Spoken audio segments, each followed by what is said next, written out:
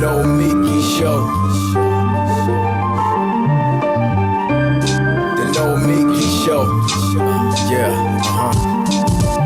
Clash momentarily for class solidarity. Cash circulating, give the masses back its currency. Greed from elites, oligarchs stay fed. Deep state, fake fed, everybody break bread. Racism, homophobia, sexism, religion in this melting pot we live in. Time to build a new system, unionize labor rights.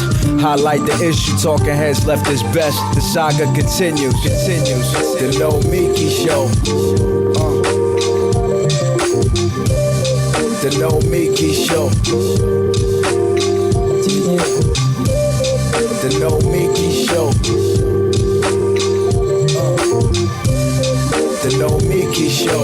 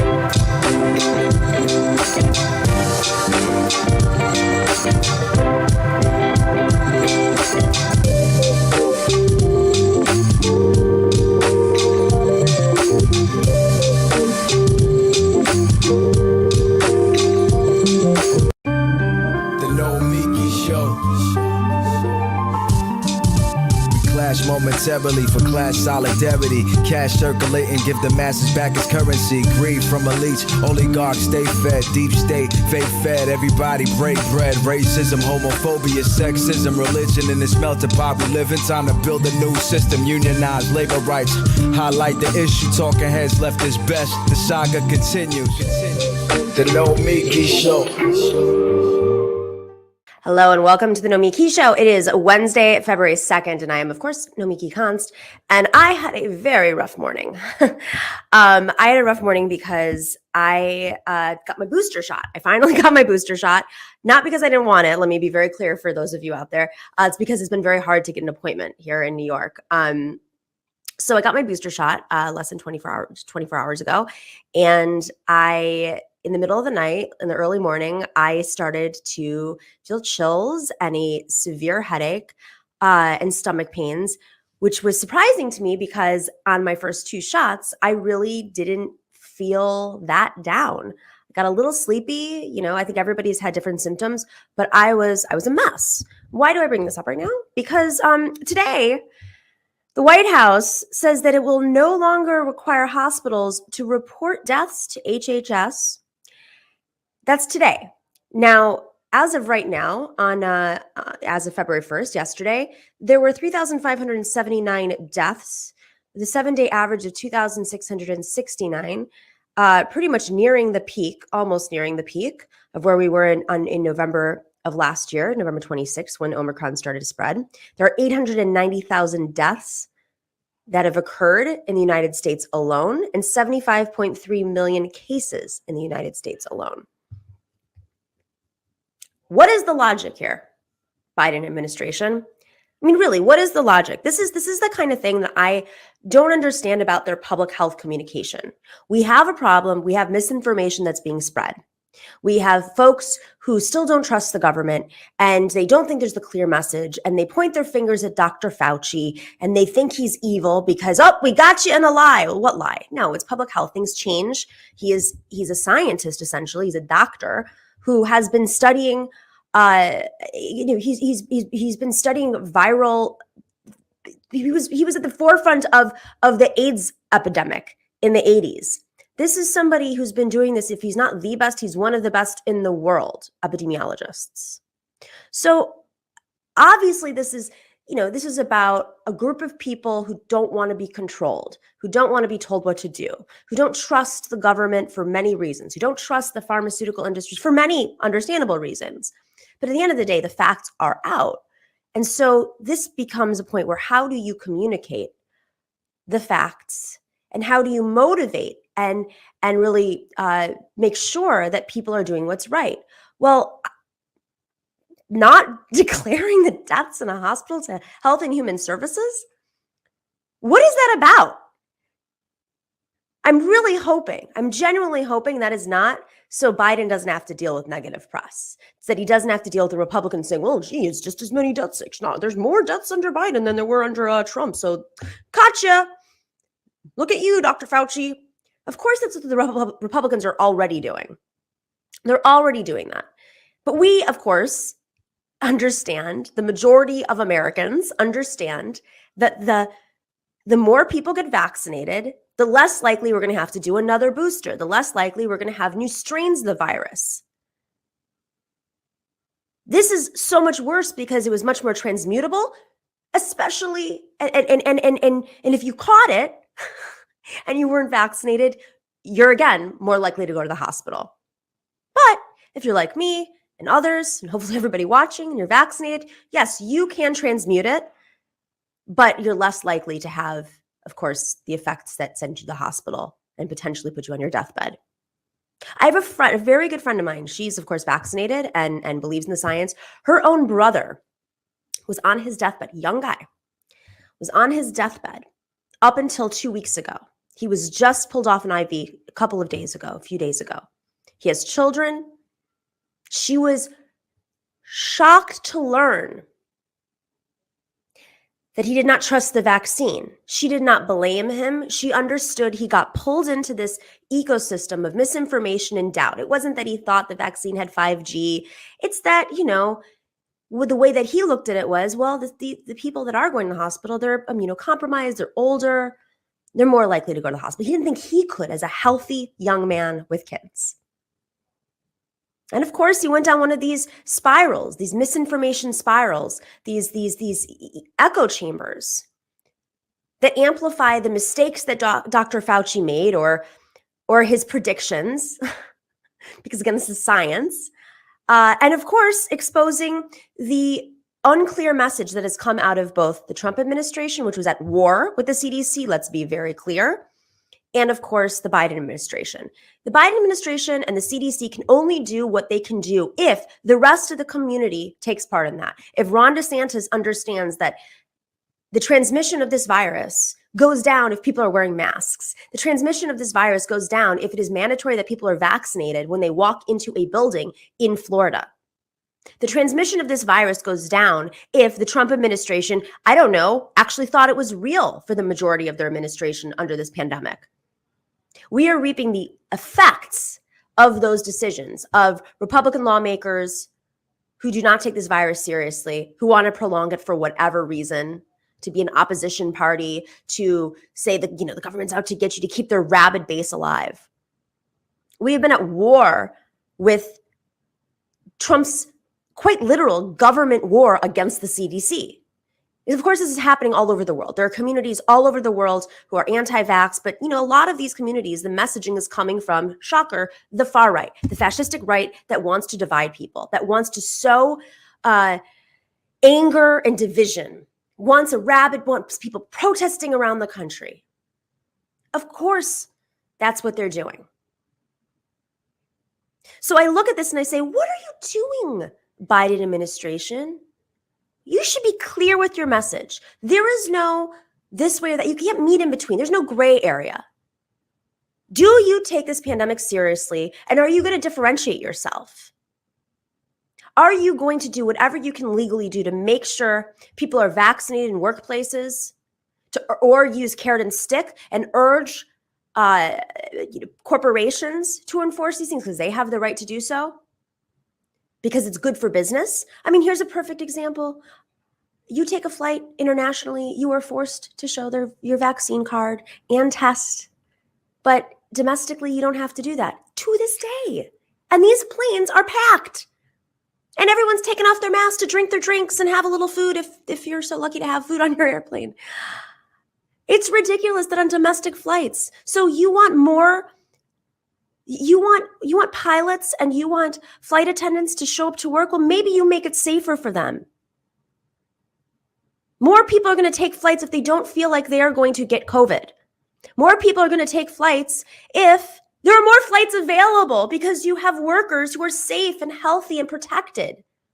This is actually the logical capitalism in my mind. The safer everybody is as a whole, as a community, the more likely your business is going to do better in this pandemic. And we're seeing that in New York because we have, even though rates did go up very quickly, partly because we did not have a mask mandate when the Omicron surged because it came back, of course. But we have mandates in this state. And of course, the people who are making it to the hospital are those who are not taking those mandates seriously, who are not vaccinated, who don't wear masks, who have gone down this misinformation spiral. Biden administration, you can do better. Okay, we're going to talk about some of this because, of course, there are political implications. We all know what's going on in the world right now. David Doel is going to join us right after this quick break. He is, of course, our favorite Canadian expert on Canada from the Rational National. Oh my God, I don't know if you guys saw what's been going on in Canada, but mind blown. We're going to talk about the protests from the far right in Canada and what kind of implications that has on our favorite, thoughtful lefties to the north. We'll be right back after this quick break.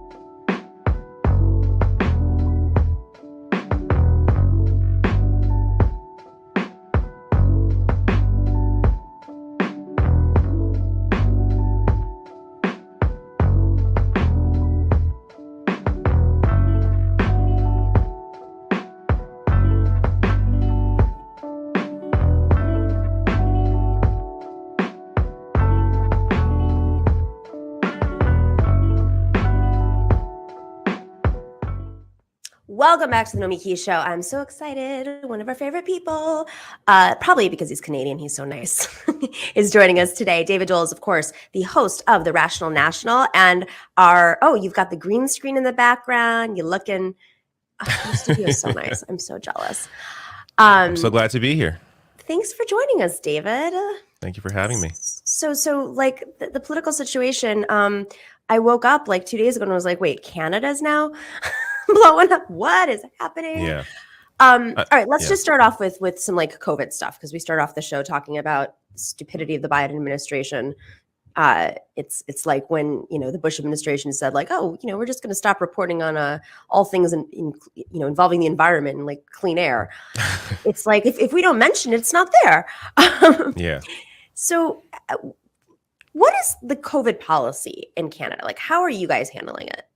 So it really depends on provinces. Provinces tend to dictate their healthcare situation. Like we have an overall, Canada Health Act, but it depends on the provinces how they want to implement their COVID policy. So, a lot of what I understand is from Ontario, where I live, but there have been, it's varied, of course, depending on the situation. So there are vaccine mandates, for instance, to get into a restaurant, to eat at a restaurant, you have to be vaccinated. Workplaces are not told that they have to mandate vaccines, but it is recommended, and a lot of places do because, if you're going to work somewhere, the vast majority of people in Canada are vaccinated. They have at least 2 doses. 85 to 90% have 2 doses. Wow. The booster has been a little slower though, so I think we're still around maybe 60% with the booster shot. But it's been, it's been increasing. So, a lot of the pushback, and we'll get to it. A lot of the pushback that we've seen to these health measures, the vaccine mandate, has really just been from a tiny fraction of people. And again, it isn't even there is no vaccine mandate. Like you can still operate in society. You don't need to get vaccinated if you don't want to. But it's, I don't know why you wouldn't at this point. We're having a lot of the same discussions in Canada as Americans are having, I think just on a smaller level and not to as great of a degree as Americans are having. So, our politicians here, for the most part, even conservatives are pro-vaccine and they're not, trying to speak out against it. But there are those that try to play to the base and at least, that small, tiny part of the base and try to play up, our rights and freedoms and all this bullshit when in reality, basic public health measures that we've done during any other, pandemic, masking, vaccines, physically distancing. So a lot of our policy, a lot of our approach has really been individualistic. And that's, I think, been a major issue, worldwide in how we've handled this pandemic. But when it comes to, specific policies, as I said, mandates for getting into restaurants and that kind of thing. But generally, and, masking indoors. But generally, it's been, I don't know. I think because most Canadians are vaccinated and understand the threat of the pandemic, we are taking it seriously. There hasn't really, I guess, been the need to maybe be more forceful in sorts of policies like mandating workplaces to vaccinate the way that you may have seen, I guess the US has that with certain employers. But we haven't really seen the push for that, though it may sound like we have because of some of the reaction coming out of it. But, when it comes to our deaths, we have about 34,000 deaths total during this pandemic. About total. 100. Yeah, total. Wait, what is the size of Canada? Can we just So we're 1/10 the size of the US. So if you just multiply it by 10, so I'm not sure. I guess so. US have a lot more deaths than we do. Yeah, definitely. That's the point we're trying to make people, okay? In case you don't want to do the math, it's that we have a lot more deaths than Canada. Yeah. 340,000. So basically, there's clearly a lot more deaths in the U.S., doing the math there. But 3.7 million cases total, 10,000 new cases over the last day or so. So, there's still, of course, has been an increase with Omicron, but it has gone down since we've taken it a little more seriously. In Ontario, at least, the first 2 weeks of the year, we were going to have schools reopen, but then because of Omicron and that increase, there was actually a pause on that. So schools were closed for the first 2 weeks of the year. They are now open back up, but there is still strict policy around masking. And when it comes to certain workplaces, so hospitals, schools, the staff there have to be vaccinated. So there is, when it comes to certain workplaces, there is a vaccine mandate when you are dealing with, the public on a consistent basis, like at a hospital or in a school. But And yeah, so generally it's kind of just a small example of what's been happening in the U.S. Just I guess it hasn't been as bad as Americans have seen, and I think a large part of that is, of course, the culture. We don't really have a Fox News here, even though we do have conservative media, but it's not as easily accessible, I guess, as maybe just switching on the television and seeing Fox News. So there isn't that impact to the same degree, though. Of course, social media is kind of what's behind this latest craze that's been going on in Ottawa here. So that, of course, has had a massive impact. But generally, all things considered, of course, we could be doing a lot better for sure. We should be doing, contact tracing. Right. There's been a lack of that, I think, generally in the West. Not enough at-home tests has been another major issue. So I've been holding on, for dear life to these 4 at-home tests I've had for the past month, just because, we can't. It's hard to find them. It's still hard to find them. So that's been a major issue. There should be a way. Our government should be sending us these at-home tests.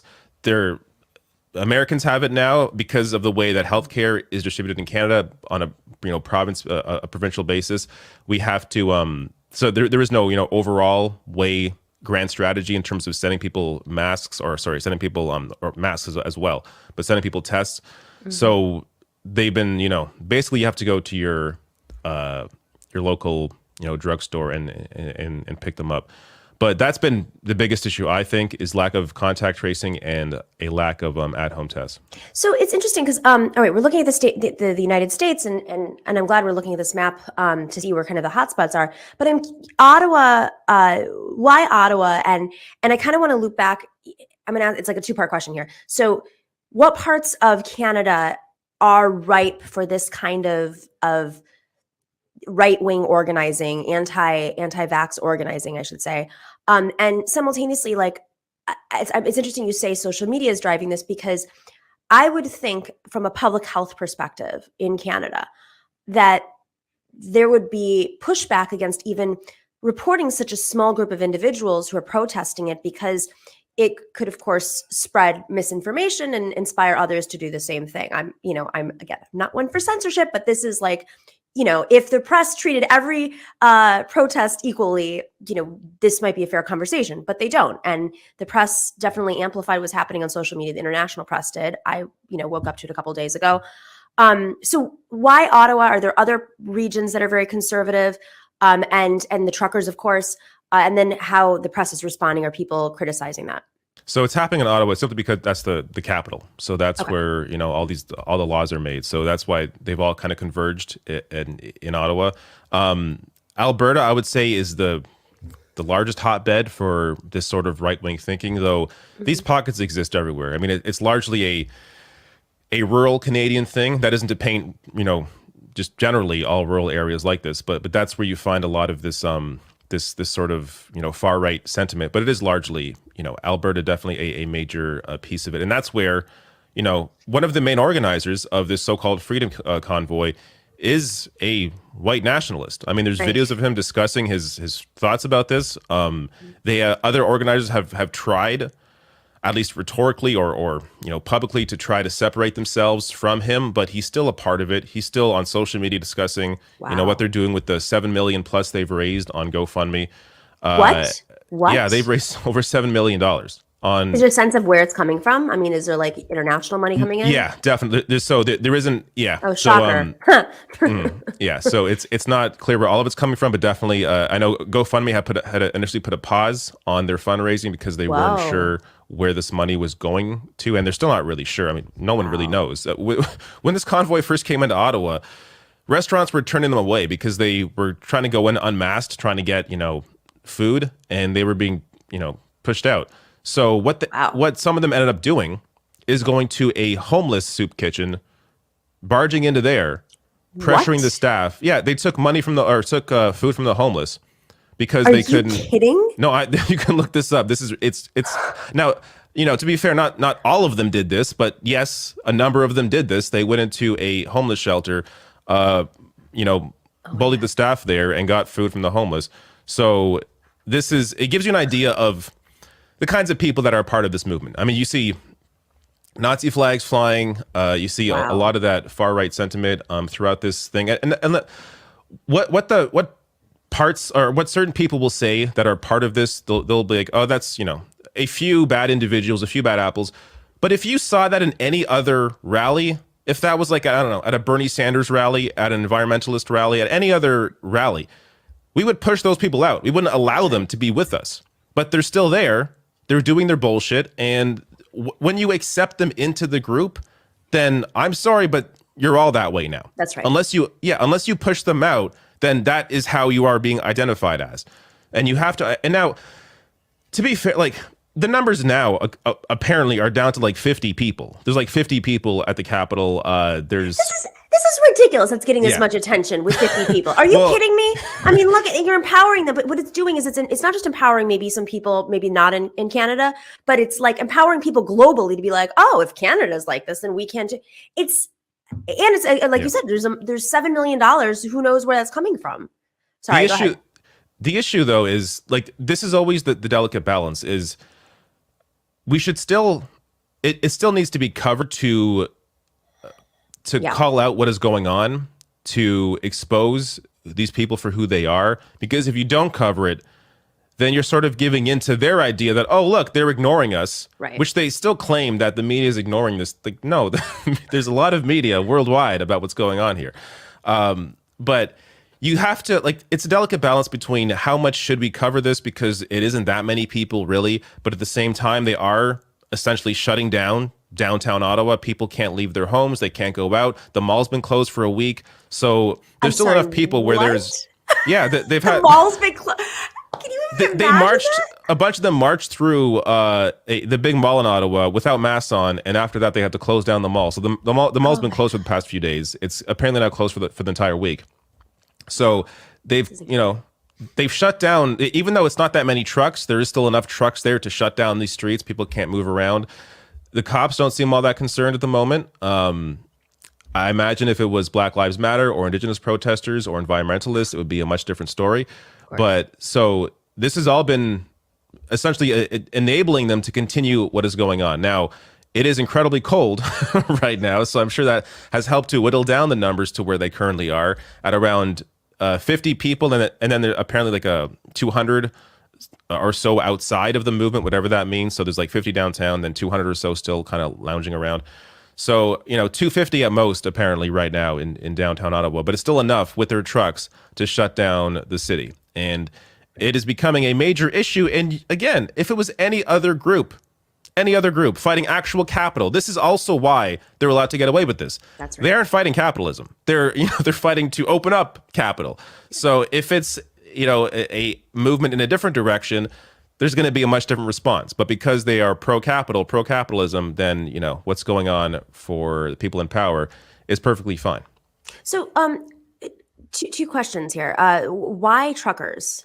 It's obviously supply chain is a big conversation right now. So, there are plenty of different industries in which people are a little bit more conservative. I'm not saying that this is even representative of all truckers, but why truckers? And then tell us about how Trudeau is kind of relating to everything right now. So there is a vaccine mandate on truckers to cross the border, and the vast majority of them are vaccinated.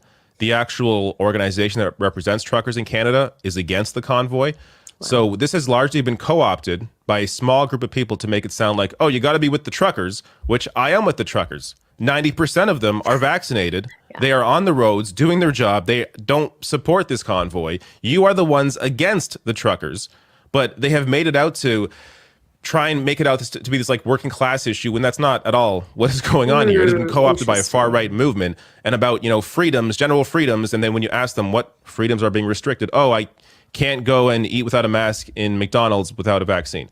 Oh, okay, that's your freedom that's being restricted. Like, talk to the Indigenous protesters who had their land stolen. Like, it's completely ridiculous. And in terms of Trudeau, he has spoken out against it, and he has, tried to label this as on the Conservative Party, which is fine. But as the Prime Minister, don't you have a little more power to, I don't know, do something else? Now, to be fair, others will say, well, if you advocate for, police action in this case, then you're essentially greenlighting police action when it comes to a Black Lives Matter protest or something else. And my response to that is that it depends on the situation. Like, what are you fighting for? Are you being disruptive in the sense where you are actually hurting the very people that you're pretending to fight for? Like, all of it for me is in context. And and even apart from that, just simply, we should acknowledge the hypocrisy here of how different groups are treated depending on what they're actually fighting for and who are the ones that are doing the protesting. So David, our producer, just updated us that Quebec recently implemented a vaccine mandate to enter cannabis and liquor stores. Vaccine appointments skyrocketed. And this is that carrot and stick. It's like, if you have to actually be part of society, whether it's getting on a plane. My frustration in the US right now is I actually think more people are going to fly on the plane, and the industry, everybody will be more protected as a whole. But simultaneously, there are a lot of industries that can make these decisions. There are companies that can make these decisions if it brushes up against whatever the law is in Canada. What is the percentage of like far right in Canada? Like, can you help us kind of understand the map? Like, I just want to mention first, Quebec was also going to implement a tax on the unvaccinated. There was so much pushback to that they didn't end up doing it. I actually don't think that's a great idea. I think mandates make a lot more sense in encouraging people to get the vaccine, and it empowers them too, because they're like, they don't want to be controlled by the government. And it's just like, oh, here's another thing, and their little movement gets louder. And also, I imagine the tax would fall mostly on those who are lower income, and it just that kind of thing would make sense. But when it comes to the mandate to enter cannabis and liquor stores, these mandates, they work. Now, again, it's a mandate depending on where you're going. So it's not really like you're not being held down and given the vaccine. But if you want to participate in society and you care about society, then we should be vaccinated to protect others. Now, when it comes to the percentage of the far right here, I don't know. It's really hard. This is a number that's it's. I feel like Canadian media, this is where we fail. Quite honestly, there is not a lot of really detailed information on how common this sort of thinking is. Now, there has been measures put in place in terms of labeling certain groups as terrorist organizations, like the Proud Boys are now labeled a terrorist organization, so which has made it harder for them to in Canada, which has made it harder for them to fundraise and to recruit people. But in terms of a percentage here, it's I can't even really wager a guess, to be honest with you. It's tough to really know, but it's enough to have an impact when they all band together and shut down a city. So, there's at least that voice there. And now, actually, as of recording, just before recording this, the leader of the Conservative Party was voted out as leader, and they're going to pick somebody else. So the current leader is a little more rhetorically, socially progressive, at least has tried to be a little more welcoming in that sense. And part of the party, at least a third of the party, was not happy with that. They're the ones that initiated the vote to oust him. They have been successful in getting others on board, so he may possibly be replaced by somebody who's even more conservative than he is, which is scary to me, but we're going to find out where that goes. But it gives you an idea of where the pressure points here are for the right. I mean, when even though they may be a small percentage of Canada, they are still a large percentage of the Conservative Party. The Conservative Party, got it. Okay, that was my next question. Yeah, and I think a recent poll showed that 50% of them, of Canadian Conservative voters, think that Trump won the election, or doubt that Biden won the election. So, about half of the Conservative Party thinks this insanity. So now, when it comes to numbers, it's hard to gauge because not everybody votes, and that kind of it's hard to put an actual figure on that. But it's still, when it's half of your base thinks complete lunacy, then that's going to have a real impact on public policy as a whole, because then you're going to have MPs that want to speak to that, and they're going to be representatives of that in Parliament, and that's going to have an impact on society as a whole. So, this next year, with a new leader in the Conservative Party, I think will really dictate how serious it's going to get here if we are going to follow in the footsteps of the U.S. when it comes to, Trumpism, as that's already been brewing here for a while, but will it have a public face, I guess, is what I'm wondering. What percentage is the Conservative Party? Can we just brief analysis of like the political parties in Canada? Who Yeah, makes I'm gonna up have to look at what? like the recent election. So because elections here are so weird, like our parties form majority governments with a Right. minority of the vote. So Trudeau, I think all of his majorities have been under 50% of the vote. But in terms of the actual, so they've always come in second place. Generally, it's usually the Liberals up Oh, top, interesting. and then it's the Conservatives, and then the NDP are way below. So the battles each election is usually between the Liberals and the Conservatives. And what ends up happening often is that the so-called left vote gets split between the Liberals and the NDP and the Greens. But there is also a swing vote between the Conservatives and the Liberals. So there's a lot at play there. But in terms of a percentage, again, because like 60% of us vote, it's hard to understand or hard to know what percentage of that really is actually conservative, or they just vote based on one thing they heard. Like I've discussed this before in the past. The first time I voted conservative, and this is before I knew anything about politics. It was simply because we had a liberal for a long time. I'm like, oh, change would be good. Let's vote for this guy. So Right. like that's a lot of people, right? A lot of people don't really follow what's going on. They're just like, oh, I want a new face, and they vote. So even if you vote conservative or you vote liberal, it doesn't mean you really support what that platform or what that party represents, because it may just be, oh, I want a new face. So it's yeah. And Do when you it think comes that the to Conservatives will overplay their hand if they pick a more radical right leader? Like there might be an opening to challenge the establishment, challenge Trudeau, but if they go with somebody, if they go in a more extreme direction, do you think that'll empower or weaken Trudeau? I think it'll empower him. I think Yeah. it will. I think it could have a negative impact on our political discourse generally, just the day to day and what is discussed. But when it comes to an actual election, I find it very hard to believe that a social conservative can win, because that's ultimately what has hurt previous conservative leaders. It hurt Harper, it hurt Andrew Scheer. That's why the recent leader tried to speak a little more to that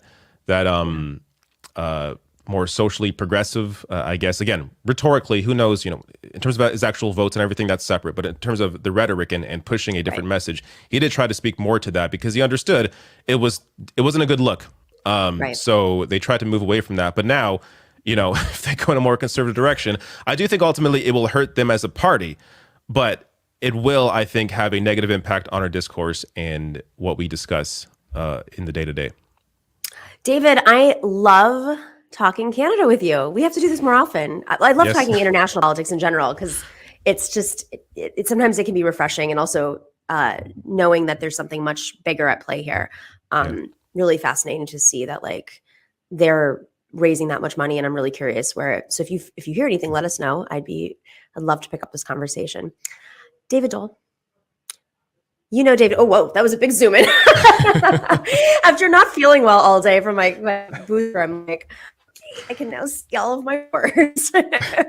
Oh my David, God, thank you so I've much for- barely been sleeping. Oh, well, you have a child. You have I'm a amazed I baby. even got out words today. Yeah, that's the reason, actually. How old is he now?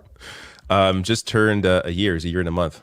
Oh my god. Oh my gosh. He's How wonderful, fun. but my God, is he crazy? It's a lot of work. Oh wait, I hear it gets worse. Oh, I know. All right, David, thanks for joining us. Hope to talk to you very soon again. Thanks for having me. Take care. We'll be right back real quick with it's Solidarity Wednesdays. I dropped the ball here. Oh my gosh, I buried the lead. It's Solidarity Wednesday, and we have a special Solidarity Wednesday today with, of course, the host of the Benjamin Dixon Show, Ben Dixon, and our good friend Rabb, who's going to be joining us in this part of the hour, and of course for the panel. But I thought it would be really fun to have him on for Solidarity Wednesday as well. We'll be right back after this quick little break.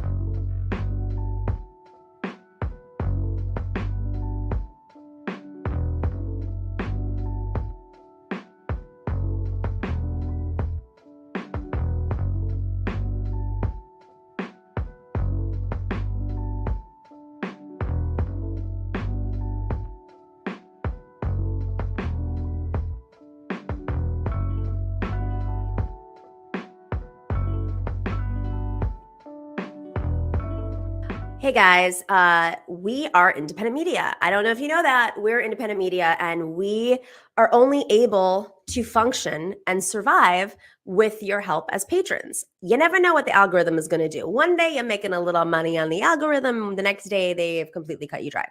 We are not Joe Rogan. Sorry, guys. I'm not going to be peddling any vaccine conspiracy theories anytime soon. So as a result, we really rely on Patreon. So if you are not already and you love this show and you have a little bit of extra money and you're willing to be part of our Patreon community, we can do more. We can have a lot more fun. In fact, in the next month or so, we're going to be announcing some new things that patrons will exclusively get. And trust me, they are fun. Go to patreon.com/The Nomiki Show. If you're already a patron, thank you so much. You make this show run. If you are already a patron and want to up it, we're always grateful. And sometimes if you're able to do so, that's able to cover folks who can no longer afford to be patrons or having a tough time right now. And if you are, please email us at thenomikishow@gmail.com. We're always working things out. Got lots of different options here. You get mugs, you get bags, you get stickers, all sorts of swag, and of course, special events and conversations, exclusive conversations. All you have to do is go to patreon.com/The Nomiki Show.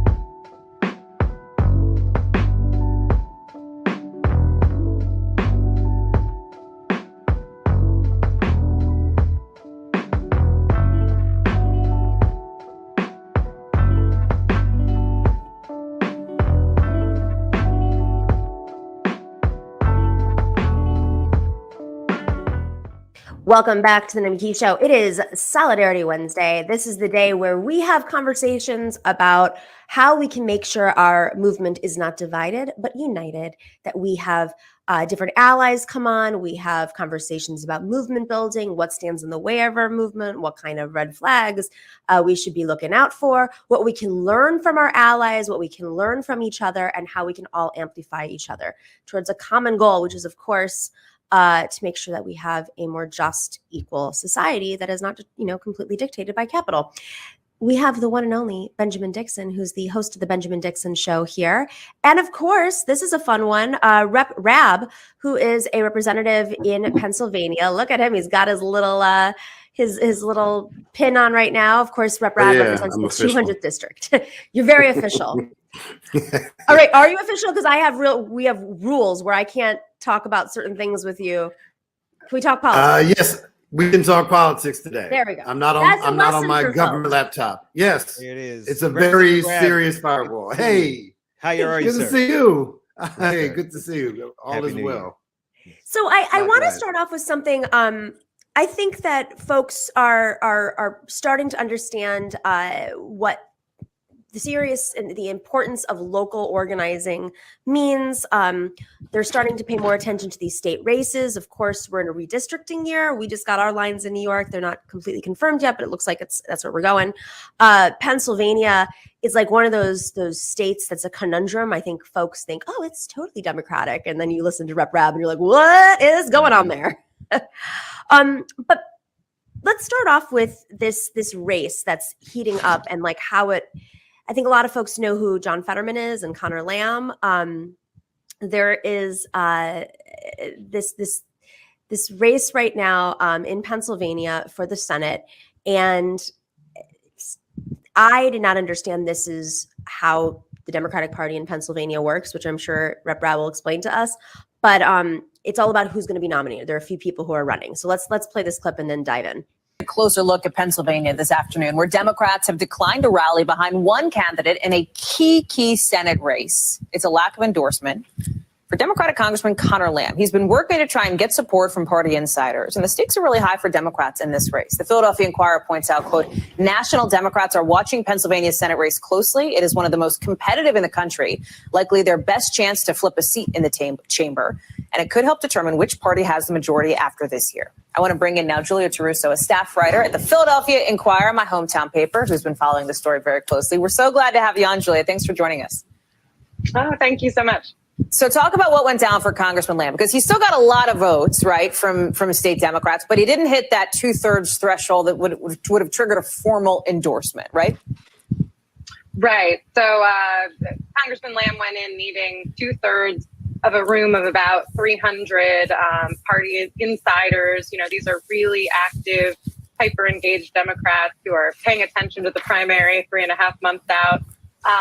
And he worked hard to kind of try to call these members up, send mailers to their places, their houses. And he came close. He got about 60% or so, but fell short of that 2/3.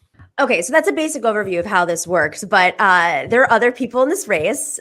I'm gonna You'd go to never Rabb know first. it. Yeah. So You'd never based know on the it. media. I mean, surprise, surprise, but corporate media is like, why didn't Conor Lamb secure it? Which is a leading question. You would think that he is the only viable candidate in the race. There are others. I actually just endorsed Malcolm Kenyatta. Malcolm Kenyatta is a second-term state representative from Philadelphia, represents one of the poorest districts in the entire state. He's been an advocate for social justice issues since day one, and he's getting short shrift. He is both Black and queer. He's the first out rep of color in state history, and is a very compelling candidate. But here's the thing: the way they said it was presumed that Conor Lamb should have locked this in because of his national exposure as a conservative Democrat from Western PA. But here's the thing: his whole premise is that he's won before. He's won over Republicans in pink districts, right? In pink areas. But if Black people don't come out in Philly, it doesnment matter how good he is out west. It's not going to be enough. Learn that with Hillary. Exactly. Well, we've learned it with, right? But we've learned it with everybody. We learned it with Katie McGinty, who ran for Senate before, is the most expensive at the time, the most expensive senatorial campaign in U.S. history. She lost by, I think, less than 0.5%.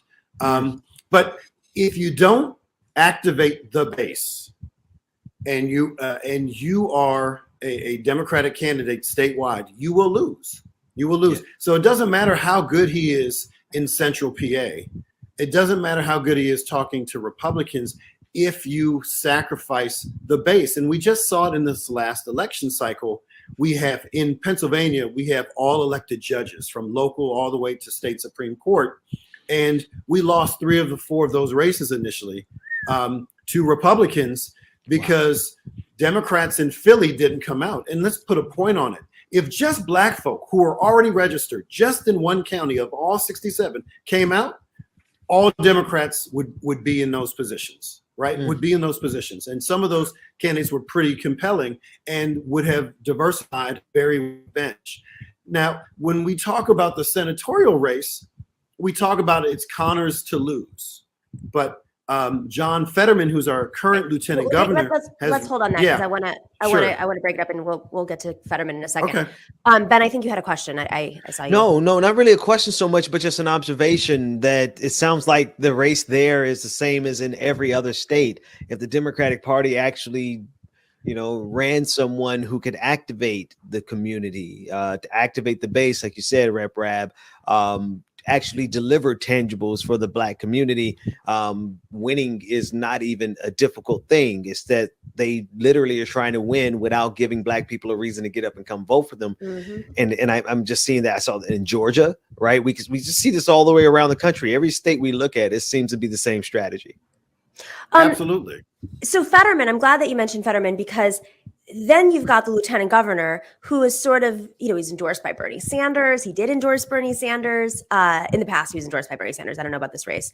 He has, kind of leans to the left and populist, but he's portraying himself as like the alternative to Conor Lamb. But he's got some issues. Rabb, what happened? All right.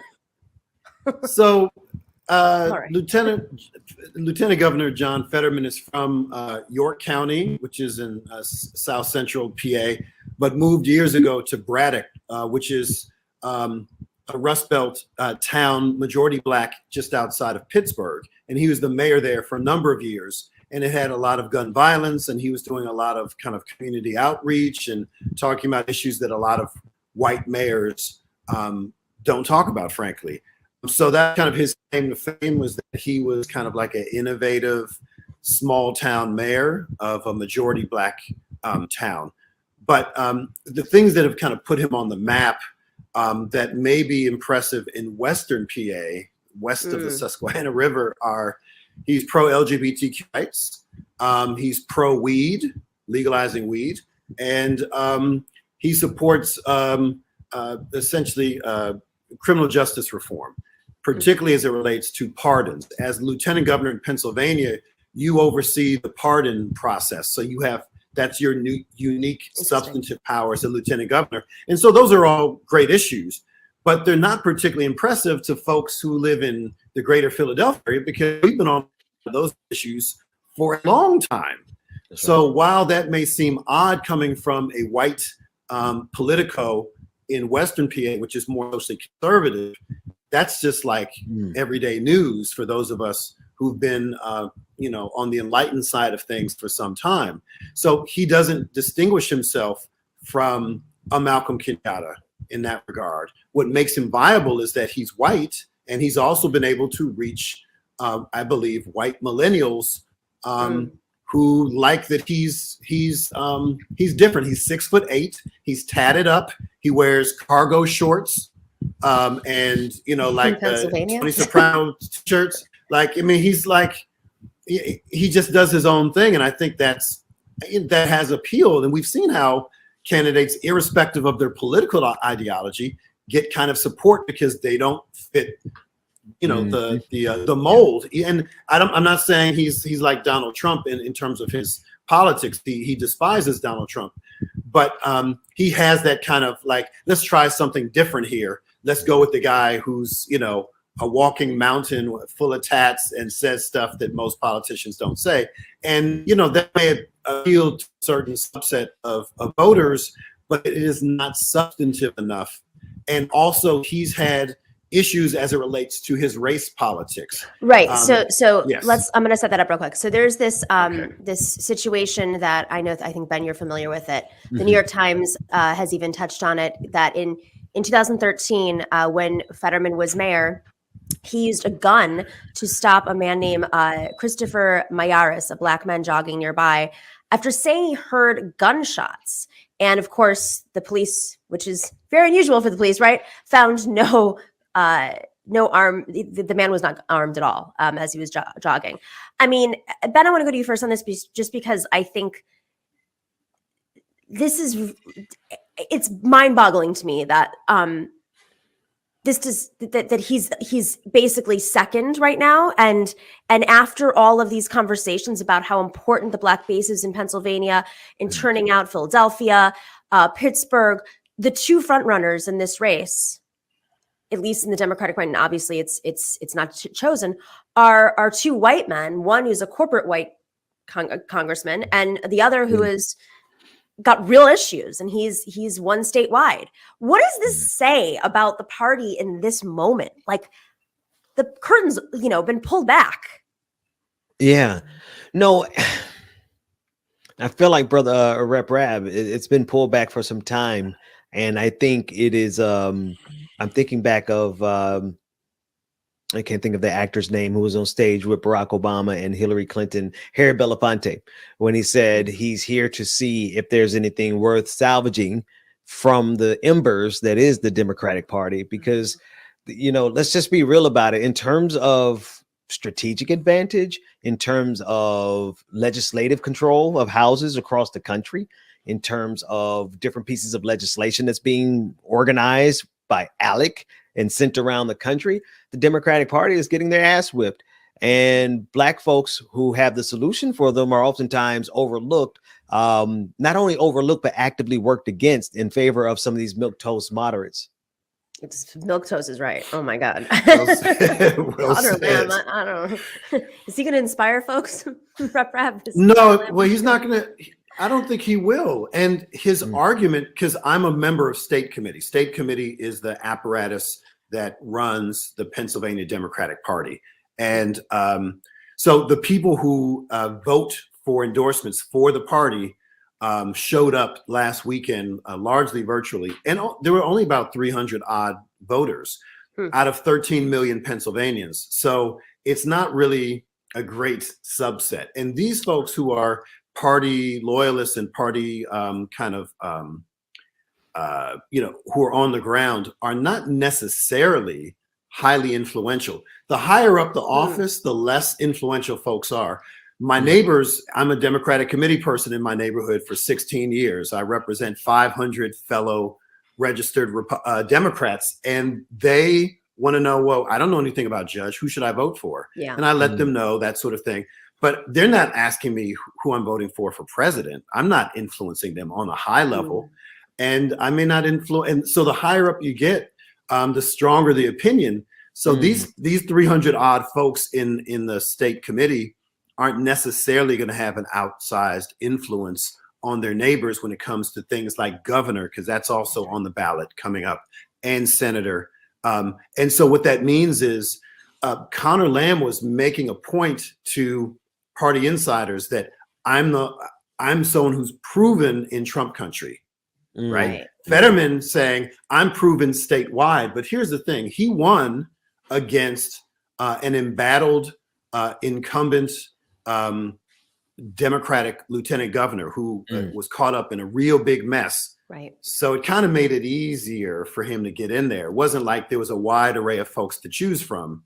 He was the only viable challenger to an incumbent lieutenant governor who had really bad press and made it easy for almost anybody to beat him. So it's not a good litmus test for how strong he is statewide, and it's certainly not a litmus test for the base in our party, which are Black folk and are disproportionately represented in the city of Philadelphia. For your viewers who don't know, Philly is a city of 1.6 million people. The next largest city in the state only has roughly 300,000, and that's Pittsburgh. Wow. Yeah. And a lot of bridges, by the way, in Pittsburgh. A lot of bridges. So I'm glad that Ben brought up ALEC, because this is obviously the right-wing Koch brothers agenda to weaken Democrats and specifically people of color and marginalized communities has been by design, and it has coincided with Democrats just kind of thinking, well, Connor Lamb's the solution. I mean, one after another after another.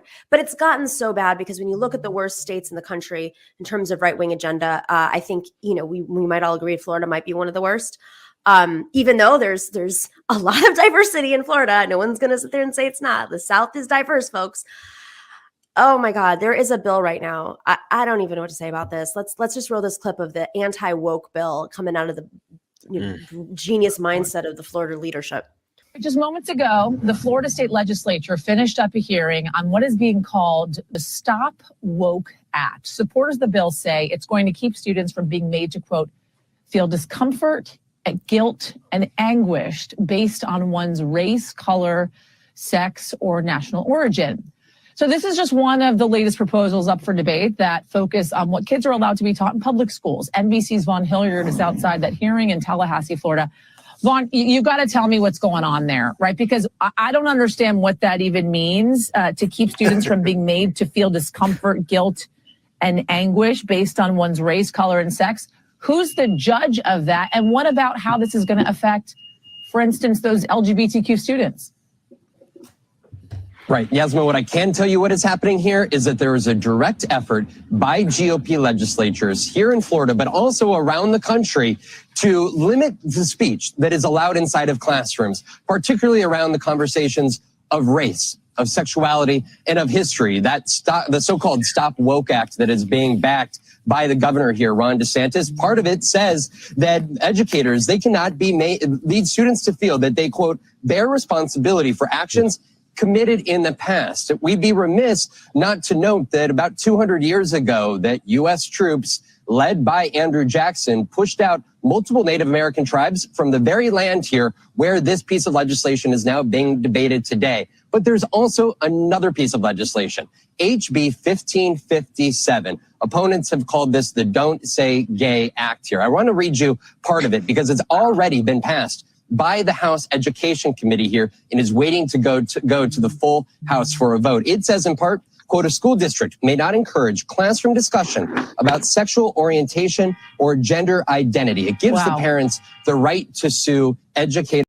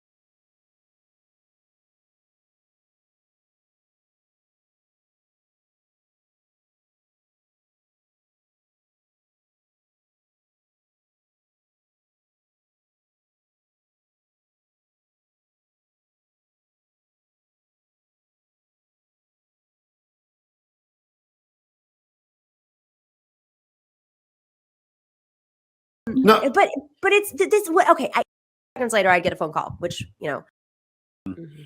but they do it to exactly do what you say, which is to whip up the base, to raise money, to organize, right, to strengthen. But they go too far, which is a strategic opportunity for the rest of us. That's because I don't think the suburbs, particularly not the exurbs, but the suburbs, they may not have the same politics. But when it comes to stuff like they're talking about their queer daughter or son, that's getting a little too close, right? Of course. Right. So, and the swing voters in the most important elections are in the suburbs. And this is not something that they're interested in. They're interested in tax breaks. right, of course. They're not interested in this kind of stuff. And so they are solidifying their base, but I don't think they're expanding that much to expand, frankly. But the reason this is good for us is it'll piss us off and say, oh, I probably need to get out to vote because we can't let this happen. I can't believe this is happening. And so it requires something this awful for folks who are already registered to vote to say, oh, yeah, I guess this election does matter. But it's up to those people who are part of these campaigns and elections to say, this is what's at stake. You literally will not be able to say X in the classroom. You will not be able to read these books. You will not be able to express your full selves if this bill is enacted into law. And that's a communication thing that we're not so good at in the Democratic Party, to say the We least. got to say goodbye to Ben really quick. I hate to cut you off, but we're going to continue with Rep. Don't worry, Rep. Rabb, you're sticking around. but we're going to Gotta have at least one bald man on the show at all times. So Rep. Rabb, I need you to hold it down while I get to this next. I will, point. brother. I will.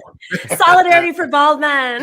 There it is. There it is. Nomiki, it's always a pleasure. Thanks so Ben, much you're for having amazing. me. Go check out Ben. I show up on Ben's show every Wednesday. We do in the morning on his show, the Benjamin Dixon Show, and all the places. We do Solidarity Wednesday, and then back here. I missed it this morning because I had my booster and I felt like crap. But thank Feel you so better, much. Pleasure's Thank you. mine. Take care, Rep. Rabb. All right. All right, now. we're gonna bring in right now. We're gonna bring in Arun Chaudhary, who's in Italy. I hear. What? Oh, I'm so Every week, every time it's a new country with this guy. But Italy In is Padua, like- Italy. Yeah, gorgeous spot here in killing Veneto. me. Oh, okay. It's snow. It's wet snow Yeah. outside my door. So Same here in Philly. Arrgh.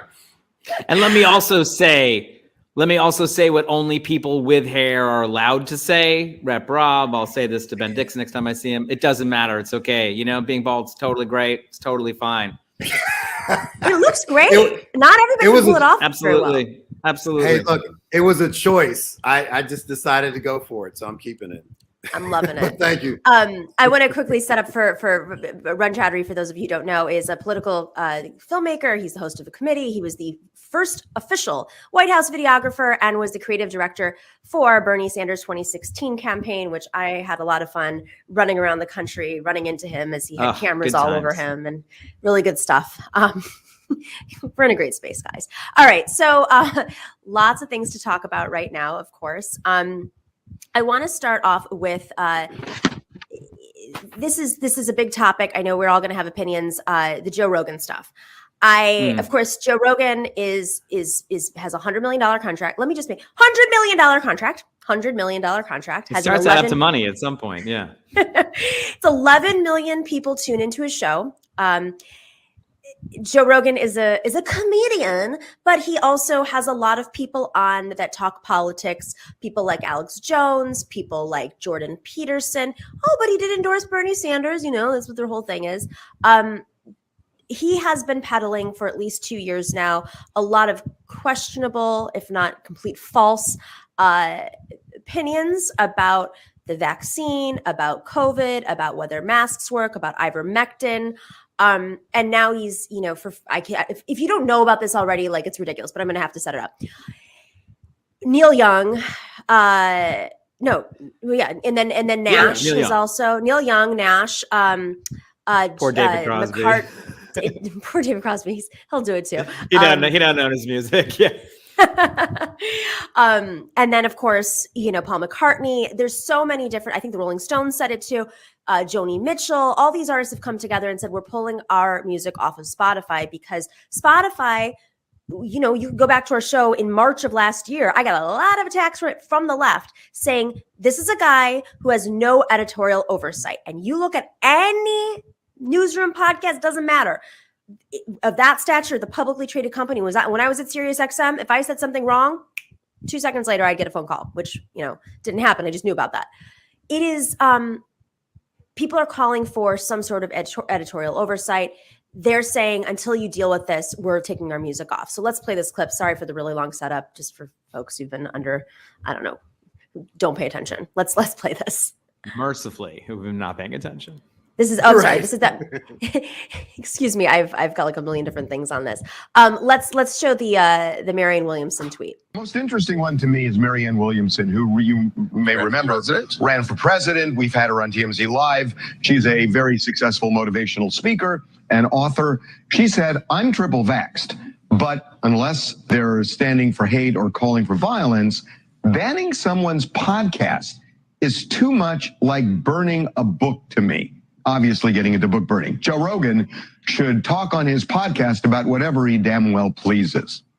I think that's interesting. Yeah, here's the thing. And Charles Harvey, I've come to realize over the last day, this is not really about COVID. This is a full-fledged cancellation campaign with people out there who don't agree with Joe Rogan, who want to get him off of the air. I loved the TMZ angle because this is hidden normies. This is Joe Rogan's, you know, audience. He has got he's leaning in as this like, yo, guy, you don't have to do the work. I brought a doctor on. He's summarizing it for us. See, you don't actually have to read the studies. You've done the research because I am your vehicle of research. But here's the thing about books. There are editors. And I don't know of any books published in this day and age, or frankly, you know, years ago when publishers, 100 years ago, who did not have some form of he's also, this isn't creative license, in my opinion. He is not sitting here saying, this is just art. And here's my artistic interpretation of the, you know, it's not a metaphor. He is actually spewing junk science at this point. All right, I know, Arun, you're contrarian in chief here. Yeah, no, I'm a contrarian in chief. I think it's probably junk science. Like, I think the things that he has said that are incorrect are probably incorrect. I think there's some damage to that. But to me, this is sort of like, you know, when people on Fox News were attacking The Daily Show for like what they did. I'm not saying that Joe Rogan is comedy, but he is like alternative podcasting. And I have to say, the venom that's being thrown at him, even if it's in the right direction, it does occur to me that it's only pointed in that direction. And that, you know, people saying, you know, the things Joe Rogan says are going to kill people. The things Oprah Winfrey says have killed people. Tons and tons and tons of people. But that's in the She past. has spewed not one, but two monsters, you know, not just Dr. Phil, but Dr. Oz. Dr. Oz is a much better doctor than Dr. Phil. But, you know, but these are both, you know, and there is no accountability there. Right? There's no accountability for all of the misreporting, you know, things that are accepted by the mainstream media, and this is what fuels this kind of paranoia, are just no one ever admits they're wrong about it. And then when someone who isn't part of the club gets it wrong, they are punished. So yes, I think there should be accountability. Maybe we do have to start evaluating these things differently, like viewership should matter in terms of like who does have editorial, who doesn't have it. Like, doesn't matter if you're a comedy show, doesn't matter if you're, you know, an alternative kind of shock podcast. It doesn't matter what you are. If you have a certain viewership, you have to have a certain number of fact checkers for whatever that is. But but number one, I don't want to see corporations enforcing it, because who knows where they're coming from. And I want to see it applied evenly. You know, the things that come out, I see things coming out in mainstream newspapers, and for instance, about like buildup in Ukraine and stuff that are like misleading and incorrect. I'm reminded about what they did in the Iraq war and how there's been no accountability for it. So like, these are big questions and we should wrestle with them in a big way.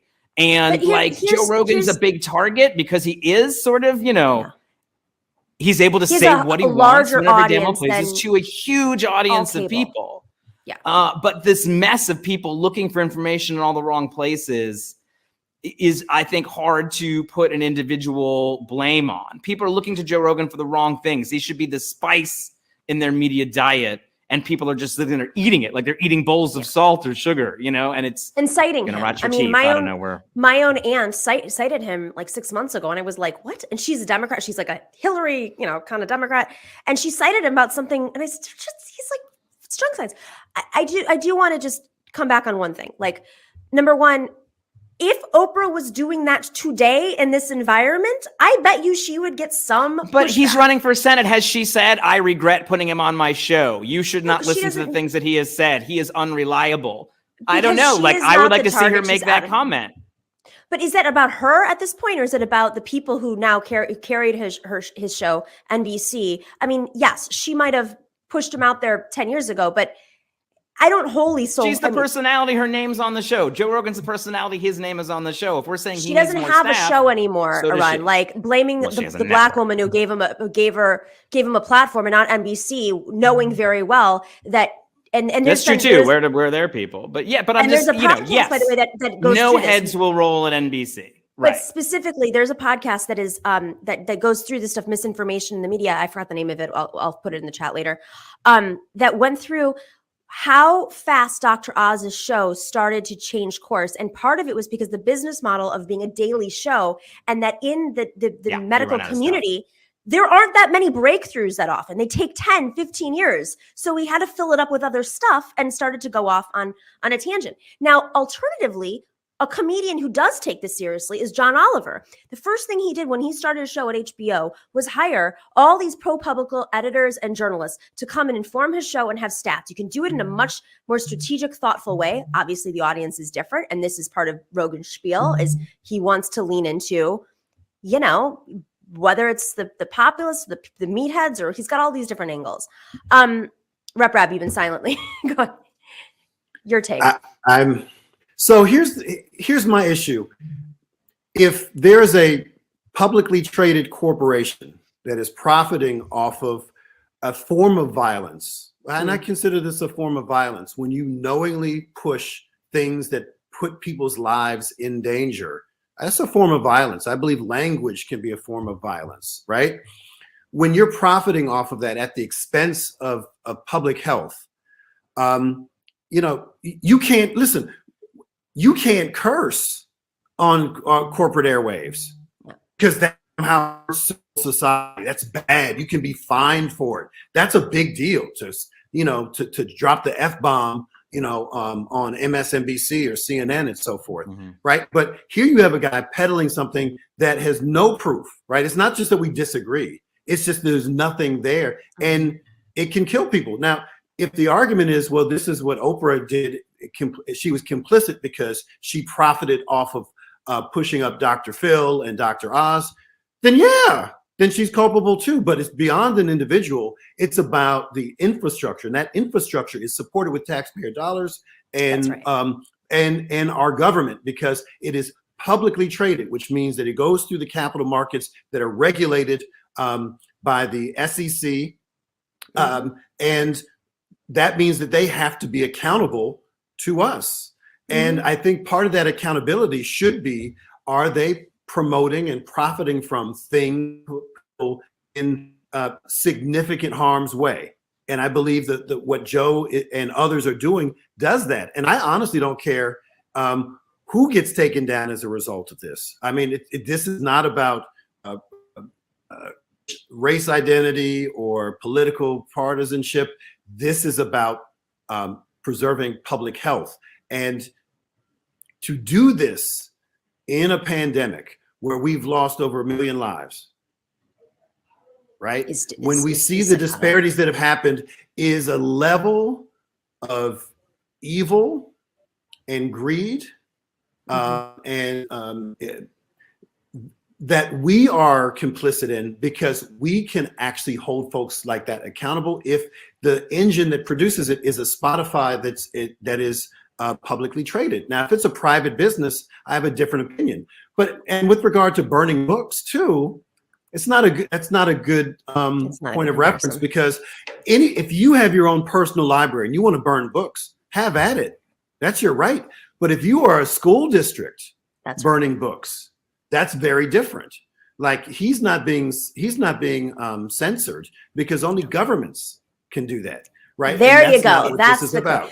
Wait, I want to go to Rogan in a second. Can I just jump in on something really quick, though? Real quick, because I think this relates to Rokan's okay, comments. actually, yeah, he's from Silicon Valley, so why don't I? I do want to just say one thing. Silicon Valley expert resident-in-chief. Rokan was on MSNBC talking about misinformation, and I think this leads into the government aspect here, right?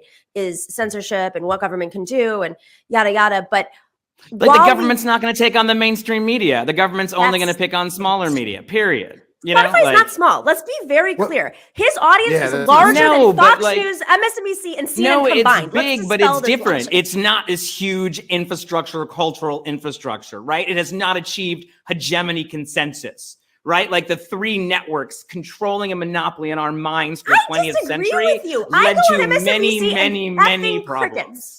I think that is the preconceived notion of people over a certain age. But the reason why Joe Rogan has gone completely untouched until now is because people don't realize in their bones how much he is dictating information. It's like undercurrent, but it's not. It's above board. He has an 11 million person audience, which is larger than Fox, that's Tucker Carlson, and every MSNBC show and every single CNN show combined. That is insane. And so it is actually out there. It's just people, it's like when Bernie was having like 50,000 people show up to a rally and they ignored him, but he was obviously, when the numbers, he was a front runner, in my opinion, in some states. And grassroots have influenced, but grassroots Facebook is organizing.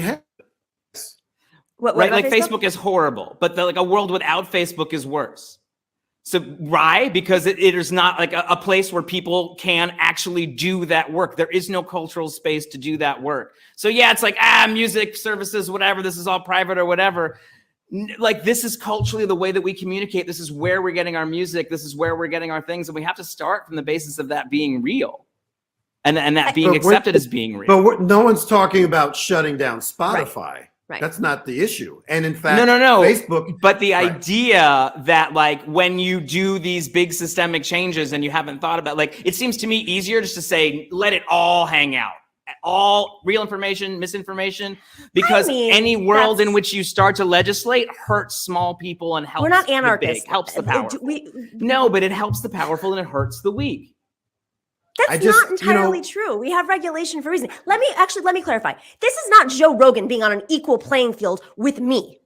You know, Joe if that Rogan were the is case, the person I'm trying to save, but I'm saying what the thing that you're doing to get rid of the guy you don't like, the surgery that you want to do on our socioeconomic, cultural, political body that gets rid of Joe Rogan kills a lot of other things that I think are probably good, like including investigative journalism, including alternative media sources. Like those things are. We live in an algorithm society. Those things are not happening in the mainstream media. But you're comparing Joe Rogan.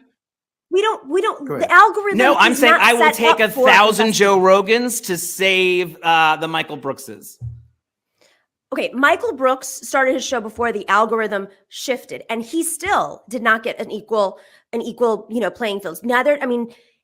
Majority Report has been on for over 10 years, and they hit 1 million last year. 1 million subscribers. That's, you know how many subscribers that is? It's more or less 100,000 a year. There were obviously bigger years, but that has only been able to happen because they organized methodically over years and years. Whereas a right-wing show, the new right-wing, they get boosted. The algorithm is suited towards them. This is not an equal playing field we're living in. What we're saying is bring it back to an equal playing field, because right now, Joe Rogan was literally handed a red carpet to spread his misinformation to get paid for, whereas I've hosted a show on SiriusXM as a headliner. The person who was doing the counter show to mine was Steve Bannon. Like, interesting, right?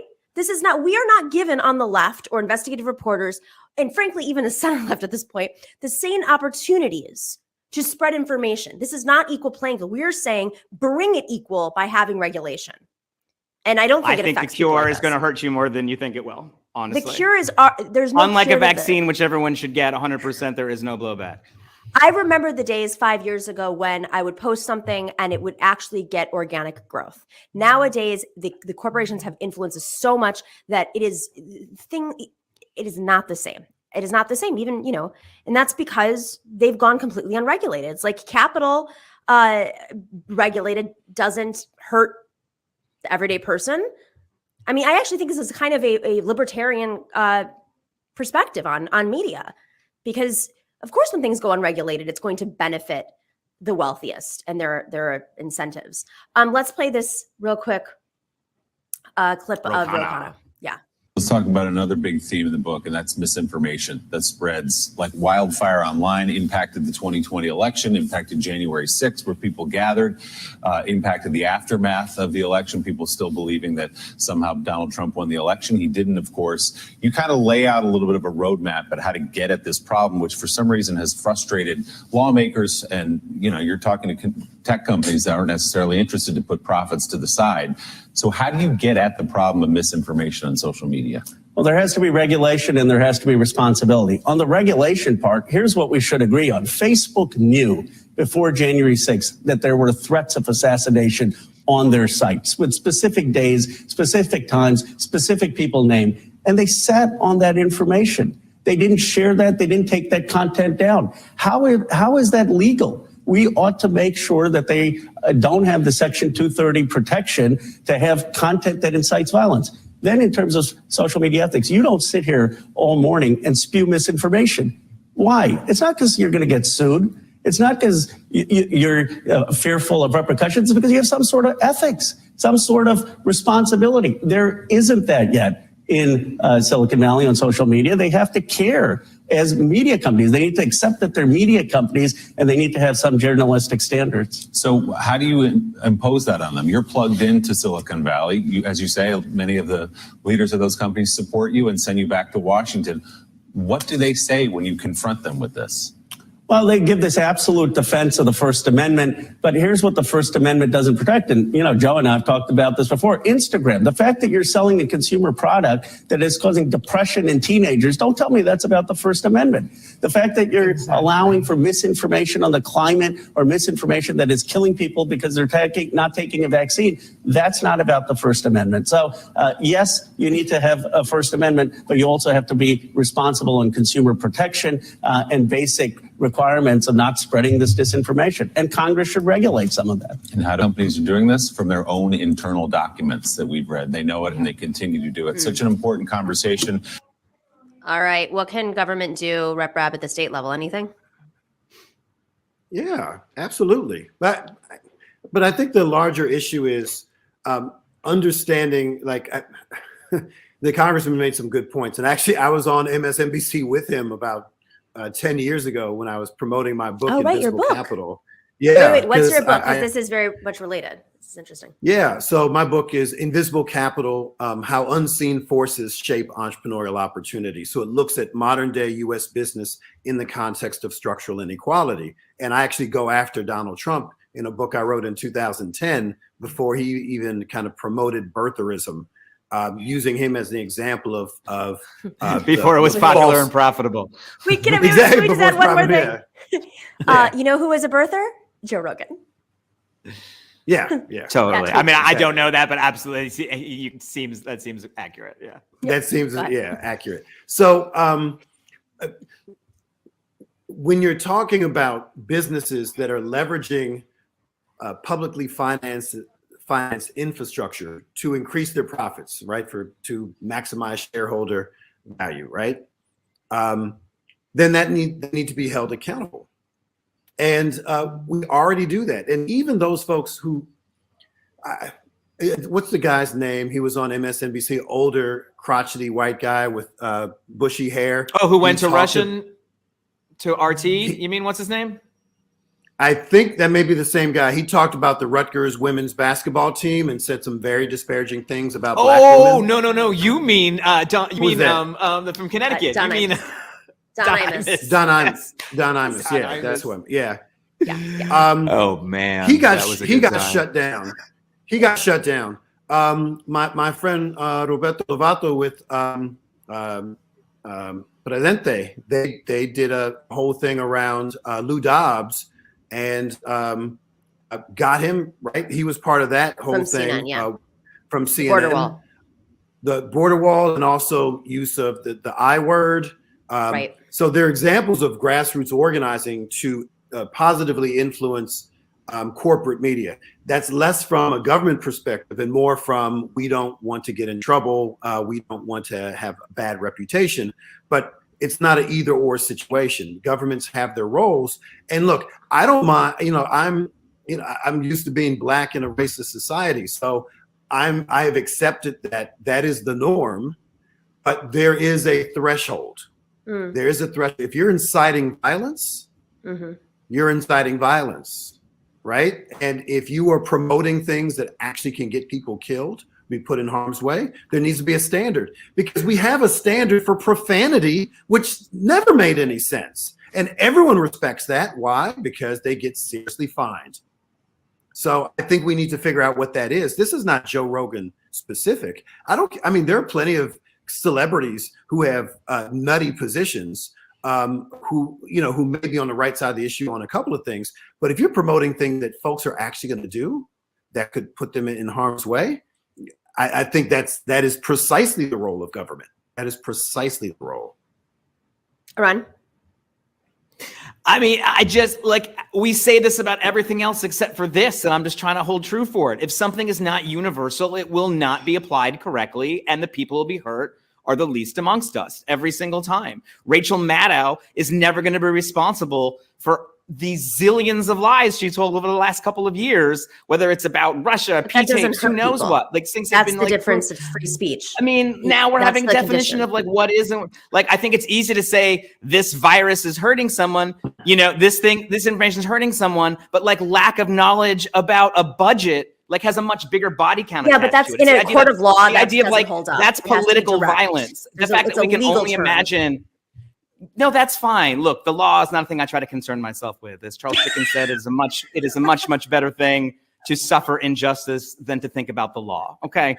But you see what I'm saying? You know, we can only conceive of violence as individualistic attacks on people who like feel unsafe in their neighborhood or whatever. We don't think of a budget as being violent. Of course. And so I just worry that we are empowering people who have lied to us to make money for different reasons. And it's easy to be, you know, to go after people who it seems ignorant, right? It's like, this is very ignorant. It's easy to attack. Something that's racist is obviously extremely ignorant. And so it's easy to attack. And these more sophisticated lies that I say have just as big body counts. We end up going wars places. Millions of Iraqis are dead. Like, these are big things. And none of the cures that I've heard for misinformation are even going to slightly be addressed at access journalism, at the kind of cozy relationship of big mainstreams with things. And like, I don't know, like, yeah, maybe it's right, but to me, it's nibbling around the edges of like the big problem, which is that the news is not meant to inform us. It's meant to do what everything else is meant to do. Okay, it's meant to sell advertising. I'm glad you mentioned that, because Right. I want to close out with one clip from Brian Stelter, who for CNN has a show called Reliable Sources. Brian Stelter was the media reporter at New York Times, and he, you know, positioned that into Yeah, it's been his beat forever, you know? It has. Covering the watching the detectives has been his thing. He's also bald. Just to go back there. Bald American, folks. A bald American. I think that's so crazy. He's younger than me. And it's like, when I learned that, I was like, I thought Brian Stelter is just for most of it, he just moved into midlife, like around 25. He's younger than you? Uh-huh. Let's play this stuff. I mean, now everyone's younger than me. I'm at that stage now. I'm I'm 20 years older than someone who You haven't caught up to me yet, somehow. I don't know. It's because I dyed my hair. Let's play this clip. All right. Roll Stetler. Stelter, go. Another bald guy. Which sounds great, but not all opinions are created equal. You think about major newsrooms like CNN that have health departments and desks and operations that work hard on verifying information on COVID-19. And then you have talk show stars like Joe Rogan who just wing it, who make it up as they go along. And because figures like Rogan are trusted by people that don't trust real newsrooms, we have a problem that's much bigger than Spotify, much bigger than any single platform, Kate. But that's what is the heart of this right now. Yeah, but you're right. It is getting at something bigger that isn't going to be solved in one Joe Rogan video or one statement from Spotify. So I think This reminds me so much of that moment in Ferguson that I will never forget. And we probably talked about it on this show before, where Jake Tapper asked someone participating in protests, you know, do you think it's appropriate, the amount of coverage that, you know, this is receiving, et cetera? And he was like, I don't know, bitch, you the news. It's like, you are the news. Like, why do you think it's like people miraculously are tuning out from the news and tuning into Joe Rogan? It's like, ask yourself why. That's don't exactly just report that. Yeah. Well, I mean, this is exactly it. I think whether it's the neoliberal establishment, but this is it. It's whether it's the neoliberal establishment of the Democratic Party. Forget about the Republicans, but the Democratic Party completely being blind to the fact that people of color want representation, that young people are the most diverse generation in history, that economic inequality is more than it's ever been. The fact that Joe Biden laughed at young people and said, oh, you think you've got it hard, when literally like every single young person in this country is choosing between paying off a student loan and housing, et cetera, et cetera, et cetera. That's that side. And you wonder why when in the vacuum that's created when Bernie's left, people are starting to warm up to Joe Rogan and go into a pipeline of whatever extremism. So it's between the media echoing that and not putting on voices that look and sound and understand what real people are facing. This is what is created. I couldn't agree more, Arun. It's why, but that's why we are here. I used to go on MSNBC and CNN, you know, all these things, and like they don't call me anymore. So I got a podcast here. Meanwhile, Steve Bannon is running a Nazi revolution. Like, and we also have to acknowledge too the fishbowl. And you alluded to it somewhat, Arun, but we have media consolidation that didn't just happen. It happened with the complicity of politicians on both sides of the aisle, most notably Bill Clinton. We allowed for that media consolidation because those are the same folks who are cutting big checks to the Democratic Party and to the Republican Party. It is that corporate duopoly that is at the core of this corrosion. And as a result, people think they have choice, and they don't realize that all of these different things that they consume are owned by the same handful of multi-billion-dollar corporations. And we don't have the requisite media literacy to understand why that is so dangerous. So your point, Arun, about how going after a Joe Rogan or a Spotify is chipping at the margins. It is. There needs to be an inside and outside game. It's a both and situation. We always have to talk about media justice. And it's not just having diverse voices, it's also having equity, actually having a piece of the pie, so that it's not, oh, we get to be on these corporate platforms, but we actually build the corporations ourselves, whether they're worker owned, whether they're in conventional spheres or not. That's where the real power is. But unless and until people understand that media landscape, we are indeed just chipping at the margins. And I'm curious if there's going to be some sort of unionization effort. I mean, there's unionizing happening in newsrooms all over the country right now.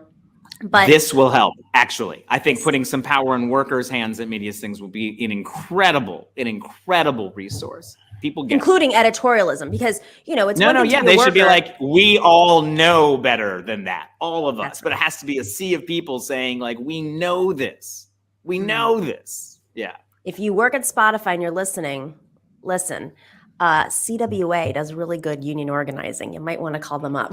There's many more, but they do some great. CWA is a fantastic union, absolutely fantastic union. Yeah. So all right. So we've come to a solution. It always comes back to the workers. That's it, right? Organizing workers actually does a lot for what ails you. Guys, we solved it. Good job. Ooh, that was easy. What's next? I got a little hot there for a second. I was like, I thought it was my booster, but nope. Let's do inflation next episode, okay? We'll do it. Oh, let's do inflation. Let's do inflation. It seems like it's really dragging people down. It's getting people down. Let's do it. Oh my gosh. I'm so happy to have you guys here for Solidarity Wednesday. And Rabb, thanks for sticking around, for joining early, I should say. Yeah, we know you're busy. You could hear your phone blowing up. I was like, oh God, I hope so. No one's trying to ram something through the legislation. Well, he's not there. Yeah, I'm trying to find out what my to stop something insane from happening. Arun, I don't even know what district I'm going to be representing, because we're waiting for Friday to see what the new district lines are. I could be carved out of my district. Well, then you have to run for. You're the kind of district they will be trying to carve. So definitely let us know. I think it'd be really interesting to tell people how that's shaken out. Draft Rabb for anything at this point. Arun, what are you working on in Italy right now, and what's happening with the committee? Yeah. Well, we just had a presidential election here in Italy, in which they always say the person who doesn't want it is who gets it in this thing, and this time it turned out to be exactly that to a T, because the shoe-in person, who's the Prime Minister, Mario Draghi, who's a technocratic consensus Prime Minister of Italy right now, made the mistake of saying, if you nominate me, I'll accept it the day before the vote. You can't do that. So rather, the only person who said he didn't want it was Martorella, who was the president. He said, I don't want it. I've actually ordered movers. There were trucks in front of the palace. He was like, I don't want it. I don't want it. And so they made him president again. They were like, no, guy, turn around and get back in there. So this does stave off political chaos, quote unquote, for at least a couple of years. There will not be an election. But interestingly, and the reason I went on in this whole thing is just because I spend so much time talking about the Italian far right here, which is talking about Bannon, Salvini, Giorgia Meloni. The knives are finally out there. They have so much discipline, right? The right always has so much discipline. They never fight each other. They are actively fighting each other, right? They're fighting each other. That's they're doing coke. When this guy does cocaine, she's an idiot. It's all Italian politics. It's all messy. Yeah. Bunga bunga bunga.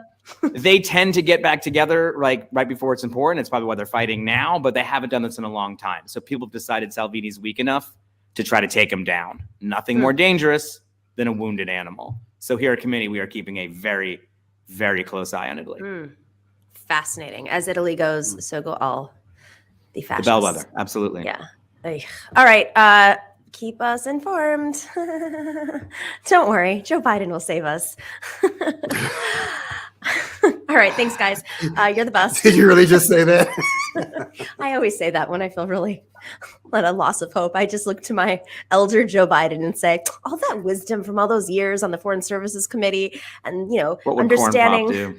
Corn Pop do? God. Thanks, guys. See you next time. Thank you to everybody for tuning in.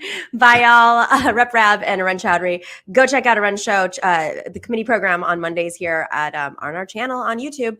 And of course, he's got his podcast as well if you'd like to listen into podcast form for the committee program. All right, everybody. We will see you on Fem Friday. We have an amazing Fem Friday. You're definitely going to check it out. And if you missed Rockfin yesterday, you can go back and watch TNS Live. TNS Live every Tuesday, live, 8 p.m. We do an extensive interview with somebody, and we talk to Jim Zogby, Dr. Zogby, about what's going on in Israel right now. Some crazy stories about the Amnesty International declared Israel an apartheid state, and there was a horrible murder of an 80-year-old man who's an American citizen, but was going back to his home in Palestine, and he was basically bound and tortured by Israeli forces, and we talk a little bit more about that. It's just a super sad story. But you can check that out on rockfin.com/Nomiki for the extended interview. And we will see you on Friday. Stay in solidarity. The Nomiki Show. Clash momentarily for class solidarity. Cash circulating, give the masses back its currency. Greed from elites, oligarchs stay fed. Deep state, fake fed, everybody break bread. Racism, homophobia, sexism, religion in this melting pot we live in. Time to build a new system, unionize labor rights. Highlight the issue, talking heads left is best. The saga continues. The Nomiki Show.